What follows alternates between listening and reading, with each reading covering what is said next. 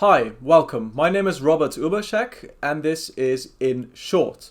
It's a new video series that I wanted to try out in which I will try to explain relevant topics in 5 minutes or less. And the reason I wanted to try out this format was because I've realized that not everyone has the time or the inclination or the energy to keep track of all the news that we are exposed to on a daily basis, or to completely understand quite difficult to understand topics.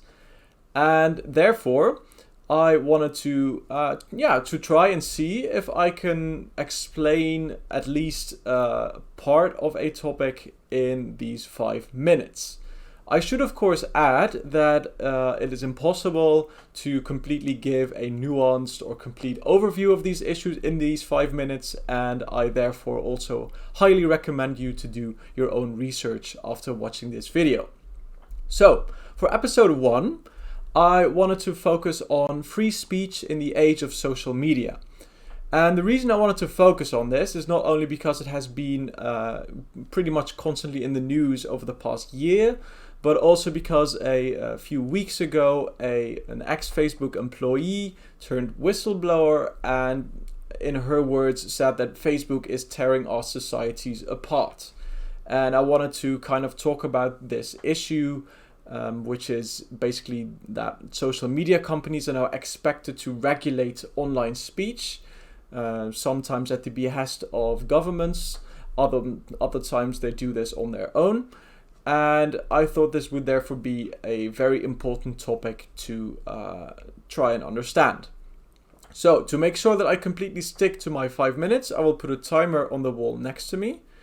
And the only thing I wanted to add before I begin is that in the example that I talk about in this video, I will mainly focus on the United States, but the points that I make are of course applicable to other countries around the world as well.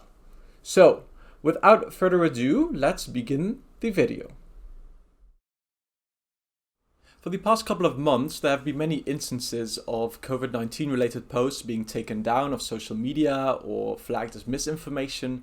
And while I do not doubt that many of these posts do indeed contain untrue or misleading information, I am worried that all manner of opinions that fall outside of the mainstream will get suppressed as well in this effort to contain it.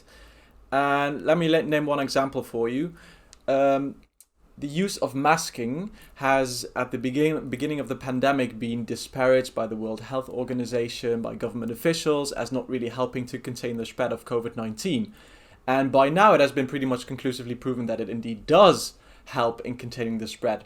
But it's not that hard to imagine a world where these kinds of messages would have been suppressed or flagged as misinformation, just because they fell outside of the mainstream opinions. And therefore I wanted to talk about this issue because one can easily imagine the problems that this will pose. What I do find interesting is that social media companies have resisted this role for years. They have instead argued that they have these same responsibilities of what people do and say on their platforms as telephone companies do, namely none at all. The problem is, however, that this argument doesn't really hold up because they use their algorithms to steer discussions in certain directions to, control what people see and how far a message can spread. And secondly, because over the past year or so, they have been basically controlling what people say and do, mostly at the behest of the US government, but also other governments around the world. And the reason that in the US this has basically started intensifying has got something to do with the January 6th riots on the US Capitol, but also with basically 2 election cycles where Russian misinformation was at the heart and center of the election campaign. And this has led the US officials to believe that basically allowing speech to continue unhindered online poses a security threat from both internal and external actors.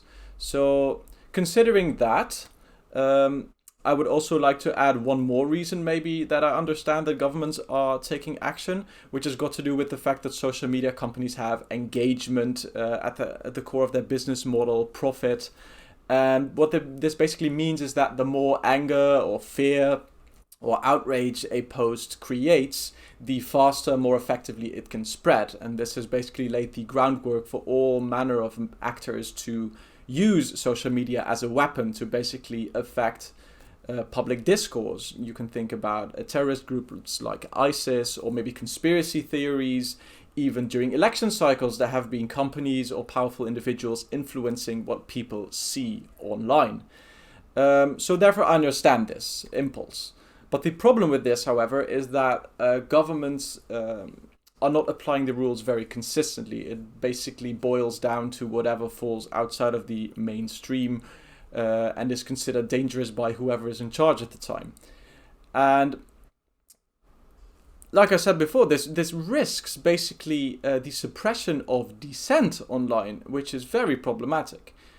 On the other hand, we cannot just sit idly by. I'm speaking for the government now. We cannot just sit idly by and let this run rampant, because in the words of a recent Facebook whistleblower, these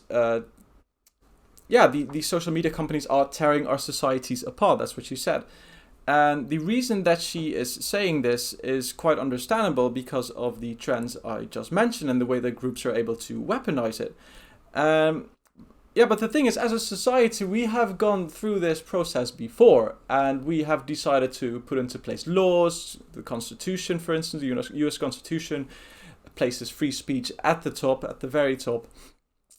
And that does not mean that there are not limits on speech. There are limits, for instance, when it comes to slander or hate speech, incitement of violence.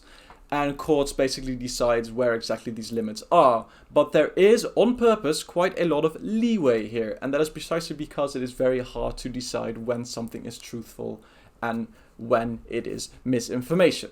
So, what do I argue for? I do not have a quick fix or anything, but I would argue for a third path, namely that we as citizens start deciding together what we do and do not accept, and one wherein the judiciary can apply rules surrounding free speech online consistently and fairly.